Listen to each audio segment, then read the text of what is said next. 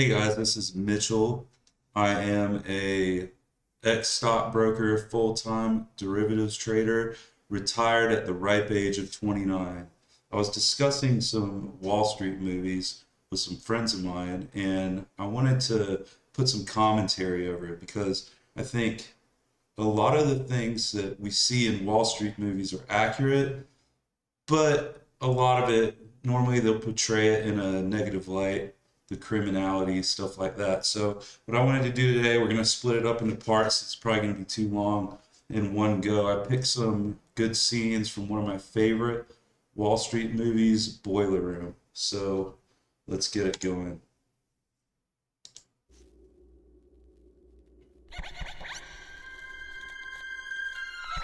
Got some rap going already.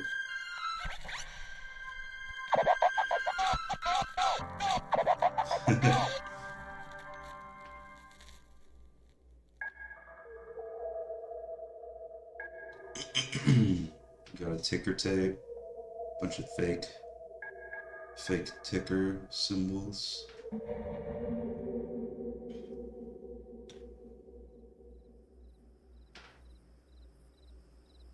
I read this article a while back that said that Microsoft employs more millionaire secretaries than any other company in the world. They took stock options over Christmas bonuses. I think this was filmed in It was a good '99, move. by the way. I remember there was this photograph of one of the groundskeepers next to his Ferrari. Blew my mind.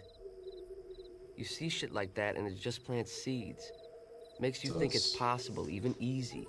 And then you turn on the TV. It is possible. You still see that nowadays. There'll be a low-level guy, even a janitor, might have been working for a company, you know, at their inception and got paid X amount of shares as a Christmas bonus or as a part of their compensation.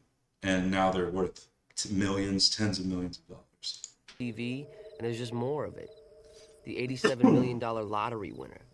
That kid actor that just made $20 million on his last movie. That internet stock that shot through the roof. You could have made millions on it if you just got in early.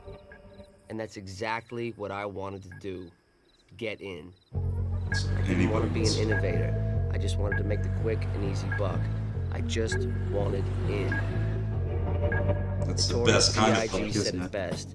Either you sling and crack rock or you got a wicked jump shot. Nobody wants to work for it anymore. There's no honor in taking that after-school job at Mickey D's. Honor's in the dollar, kid. So I went the white boy way of slinging crack rock. I became a stockbroker. So I already like where this is going. They're kind of mixing that kind of like criminality, notorious B.I.G. type music with white collar crimes that they're committing here. Just a bunch of gambling degenerates. That's another thing. There are a bunch of type A gambling degenerates. If you get the right type of guys, they're probably doing drugs here. All that drinking. Not really. You don't really care where your money's going. It's just kind of living in the moment. Running a good business, I think you're a smart kid and you're pulling in some real cash, but... Okay, so he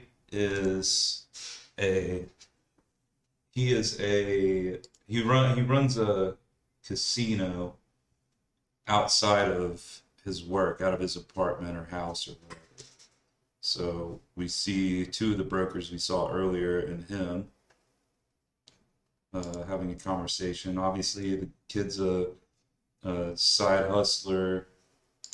Let's see what happens. I gotta tell you, man, this is a risky fucking business, I mean, you really honestly plan on dealing cards to college kids when you're fucking 35? You don't think you're gonna get pinched in the next couple of years? Hey, maybe it's time to start thinking about down the line time, So you want me to come work for you? What, I guess it'll be like retribution for me taking all your money here?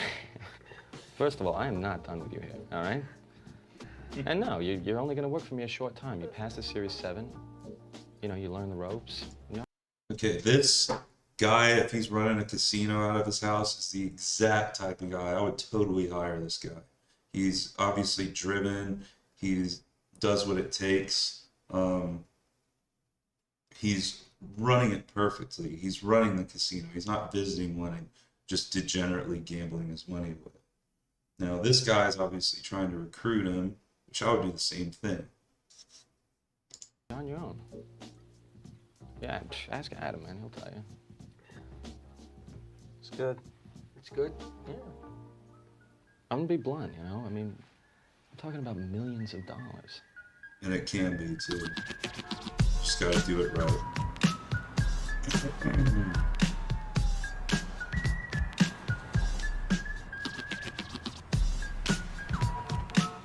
I love this soundtrack to this movie. It's perfect. It's perfect for a broker movie. Jody got a cat, but she won't let it out. Oh, tough luck, 'cause it makes Jack So clearly he's not working on Wall Street either. He's working clear out there.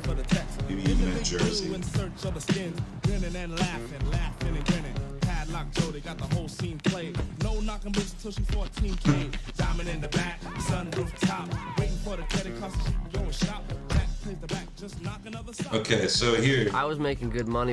so you see, we got a Mercedes, Audi, what is that, a Ferrari, Jaguar, maybe another Mercedes down here. So what we see, these guys, if they're parked in the front, they're probably the 24s, the guys running it, running the whole show. So when you see stuff like that, especially if you see somebody on your level making that type of money, it kind of sucks you in. With the casino, but these guys were macking it hard. That's the level I wanted to be operating on. So I drove out to Long Island, way out. Yeah, Long Island. The office was a good hour away from Wall Street. Somebody forgot to tell the guys who worked there, though. They looked and acted like they took the 6 train to Fulton Street every morning. But it wasn't Wall Street. It was exit 53 on the This Long guy's Island not even dressed for a Expressway, minute. a good hour from the New York Stock Exchange.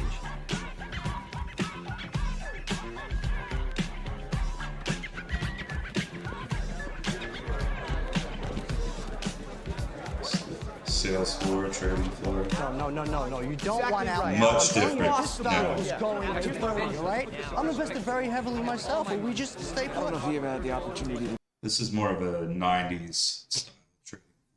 purchase IPO before. We have this Much company that's different been on the than market for about a week or so. Look, we're gonna have to move on this right now. This is gonna happen next week. We don't want to marry this stock. We're in, we're out. What do you mean you don't buy stock over the phone? How do you do it? Smoke signals? Telepathy? Mr. Beckany, world leaders solve problems over the phone. I'm not a Charles Schwab. I don't need your business. I value it. I'm successful to the point where I don't need to chase your business. Hey, kid, get the fuck out of here! All right, and what we just saw when the camera pans through there, we're hearing a bunch of different sales tactics. So just rebuttals for everything, anything anybody says, you have a rebuttal for. Always. That goes in all of sales, not just as a broker. You just kicked them out. Over here. Oh, have they started interviewing yet, or? No. Oh, do you know how long it's gonna be? You'll all be going in together. Oh, but I thought this was like an interview. It is. It's a group interview. You'll see. Oh. All right. Okay, so a group interview. I've never been in one, but I've heard about them. I know guys that have been in group interviews in the 90s at places like this.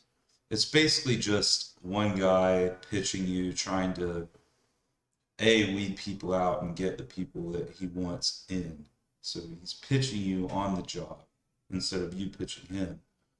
Additionally, they'll look for anybody with licenses, specifically like any supervisor licenses, to go ahead and give them the boot because they know how things work.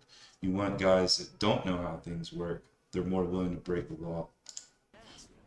He finds out what they do.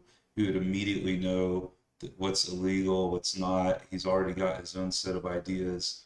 So they just want new guys that do not know exactly what's going on.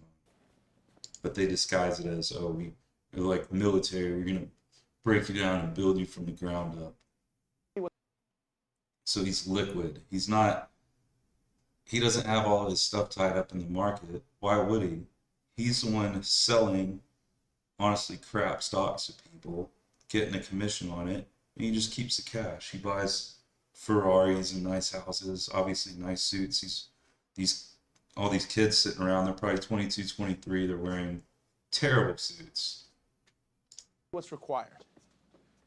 You are required to work your fucking ass off at this firm. If they're even we wearing want winners here, not pikers. A piker walks at the bell. Piker asks how much vacation time you get in the first year. Vacation time. People come and work at this firm for one reason, to become filthy rich. That's it. We're not here to make friends. We're not saving the fucking manatees here, guys. You want vacation time? Go teach third grade public school.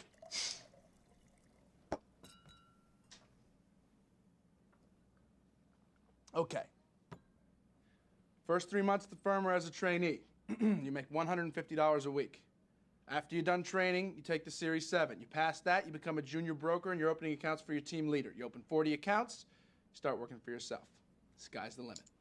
All right, so he says you're a trainee, at least they're paying you a little bit. You got to pass the Series 7, which everybody has to. I believe they changed it now. There's a little pre-exam now, and then you take the 7. But you have to take the 7 to become a broker. It's not an easy test. And then he says you have to you start opening accounts. You open 40 accounts for your team lead, and then as a junior broker, and then you're a senior broker, I guess.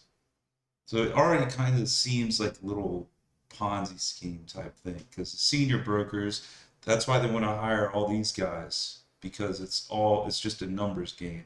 So all these guys are coming in. They'll probably fight over who they want to be on their team, which is normal. And they'll get these guys opening accounts for them, and they're getting paid, and they're probably just kicking it. Word or two about being a trainee, your friends, your parents, the other brokers, whoever, they're going to give you shit about it. It's true. $150 a week, not a lot of money, but pay them no mind. You need to learn this business, and this is the time to do it. Once you pass the test, none of that's going to matter. Your friends are shit. They tell me you made 25 grand last month, they're not going to fucking believe you. Fuck them. Fuck them. Parents don't like the life you lead? Fuck you, Mom and Dad. See how it feels when you're making their fucking Lexus payments. Now go home and think about it. Think about whether or not this is really for you. If you decide it isn't, listen, it's nothing to be embarrassed about. It's not for everyone. Thanks. But if you really want this, you call me on Monday, and we'll talk. Just don't waste my fucking time. Okay, that's it. Nice pitch. As a younger guy, I probably would have fell for that. Anyway, we're going to break this up into different parts. Otherwise, it'd be way too long. So, part 2, I'll link it in the description.